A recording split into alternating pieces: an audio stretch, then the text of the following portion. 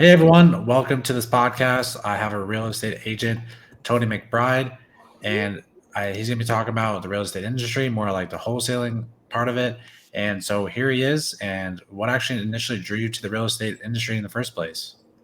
Well, I used to be an account executive in the mortgage lending industry, and with the rise in rates for mortgage lending and the decrease in inventory in Southern California area, kind of chased me out because a few of my employers went out of business, and I went out of business, having to call on brokers who had no customers.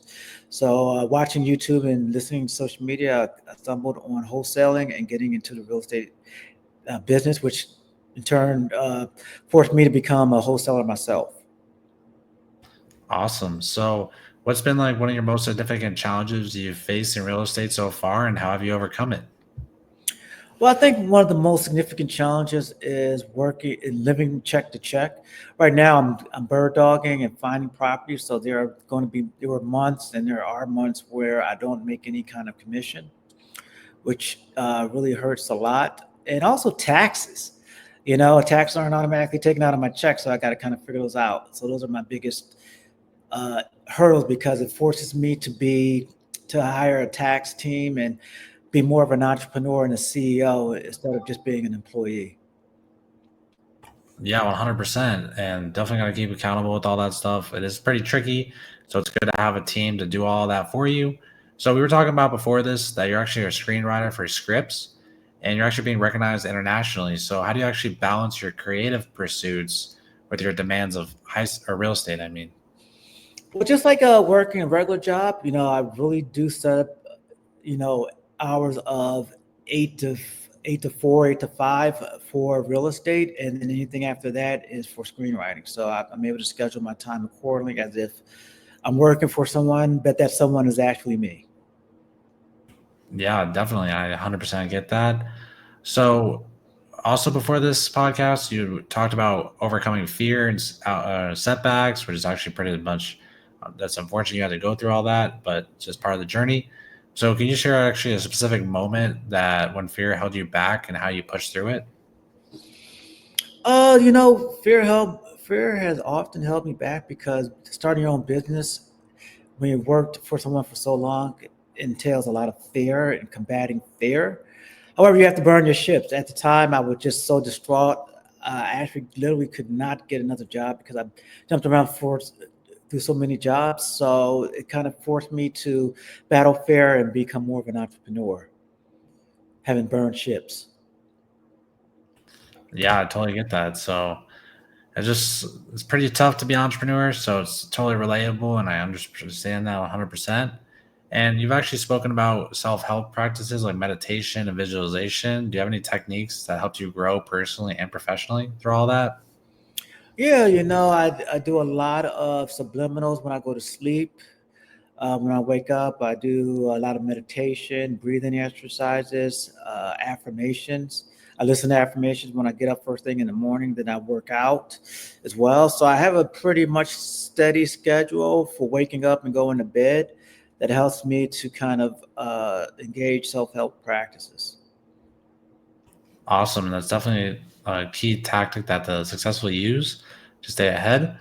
And honestly, more people should do that because that actually helps like keep a positive mindset, get things done, be just overall happier. And so, actually, going back to real estate, given the inventory and mortgage rate challenges currently, like what are the trends you're seeing in real estate right now moving forward for the rest of 2025?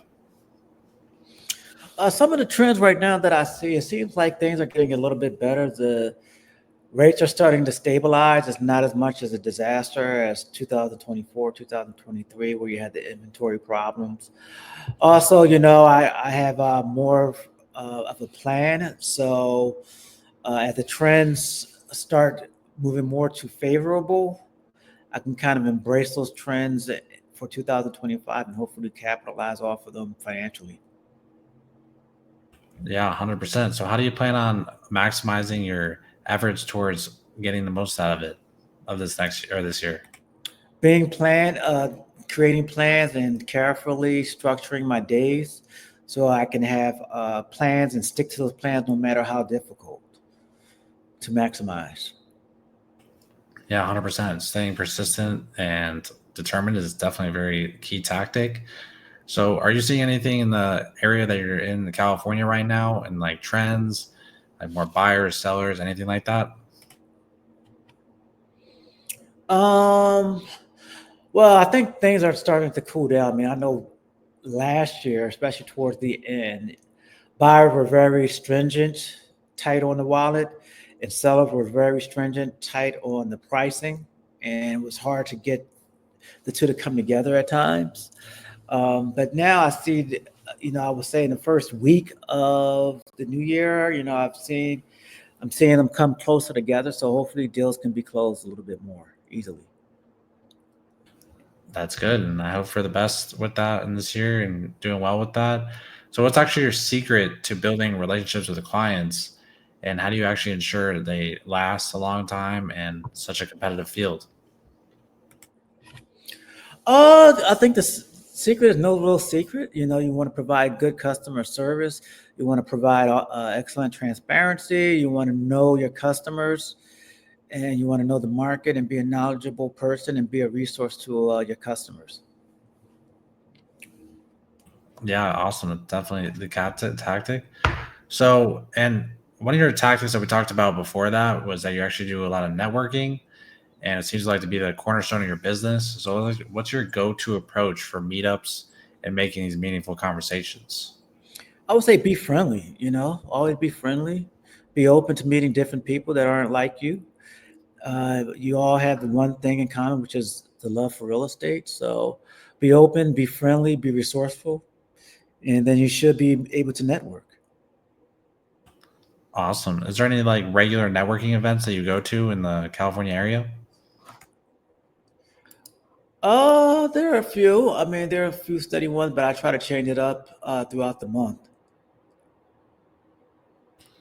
I see. Okay, that makes sense. And Hold on for 1 second.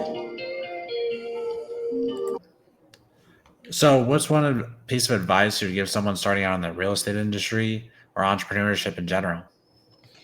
I would say if you start out in real estate and you have, I started out in real estate when I was 48, late 40s, um, and I had a lot of work experience. Be sure to tap into your work experience when you get into real estate. I was an account executive. I made a lot of phone calls. I worked for a boss. I had meetings. I went out to visit clients. I had to go out to meetups. Use be sure to leverage those prior skills. Don't totally forget your prior work experience, especially if you had a job, a 9 to 5. Try to key in on some of those valuable skills that you learned while working for someone else and use them to apply to the real estate sector, such as organizational skills. Get up the same time in the morning that you got up to go to work. Get coffee, but just sit at your home office and work as if you were going to the office. I would say that, and just always have a plan and a schedule for real estate. Yeah, 100%. And that's a good way to outlook at everything. So I appreciate you being on the podcast. Very insightful. I understand everything you said, and it's very important to the real estate industry and anybody that's trying to get into it, as well as just being an entrepreneur themselves. Where can people find you and reach out to you? You can find me anywhere on LinkedIn at Anthony McBride. You can find me on Instagram, Anthony McBride, at McBride2826, and LinkedIn. Um, yeah, feel free to contact me if you're in search of any kind of investment properties, flip properties, or even turnkey properties. I'm also a real estate agent. You can reach out to me, Anthony McBride. I'm with Keller Williams right now, or you can just reach out to me on LinkedIn. Awesome. Well, it was great having you on the podcast. If anyone does want to make any deals in California, make sure to reach out to Tony. He's really solid real estate agent and help you out. And yeah, until next time, see you everyone on the next podcast. All right, great. Thank you.